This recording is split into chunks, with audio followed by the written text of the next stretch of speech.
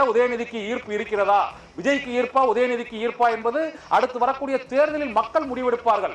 ஆளுநர் முடிவெடுக்கலாமா என்பதுதான் இன்று மக்கள் முன் உள்ள கேள்வி.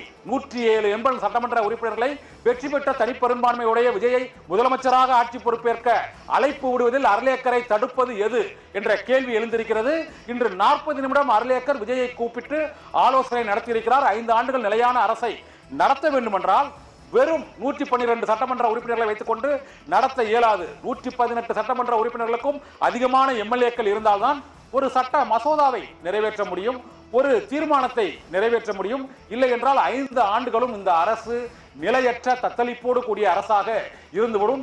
இது தவிர மத்திய அரசின் நெருக்கடியை தமிழக வெற்றி கழகத்தால் இந்த குறைவான எம்எல்ஏக்களை வைத்துக் கொண்டு சமாளிக்க முடியுமா என்ற கேள்வியும் எழுந்திருக்கிறது. ஒருவேளை ஆளுநர் அர்லேக்கர் விஜயை ஆட்சி அமைக்க அழைப்பு விடுக்கவில்லை என்றால் அது தாவேகா தலைவர் விஜய்க்குத்தான் அரசியல் ரீதியாக சாதகமாக அது முடியும். இதற்கு எடுத்துக்காட்டு டெல்லி மாநிலத்தில் அங்கு அரவிந்த் கெஜ்ரிவால் ஆட்சி அமைத்த போது அவர்களுக்கு அந்த அறுதி பெரும்பான்மை கிடைக்கவில்லை. காங்கிரஸ் இதே போல அந்த அரவிந்த் கெஜ்ரிவாலுக்கு ஆட்சியை ஆதரவு அளித்தது. ஒரு 49 நாட்களில் அந்த வாபஸை பெற்றுக் கொண்டது. வாபஸை பெற்ற நாள் முதல் இன்று வரை காங்கிரஸ் கட்சி டெல்லியில் வர முடியவில்லை. அதே போல இங்கும் திமுக கூட்டணியிலிருந்து காங்கிரஸ் இப்பொழுது விஜய்க்கு ஆதரவு அளித்திருக்கிறது.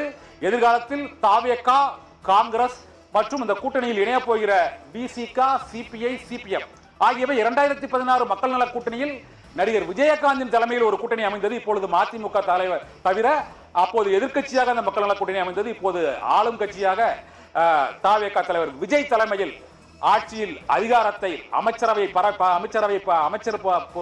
பொறுப்பு, பணம் ஆகியவற்றை எதிர்பார்த்து இப்போது இங்கே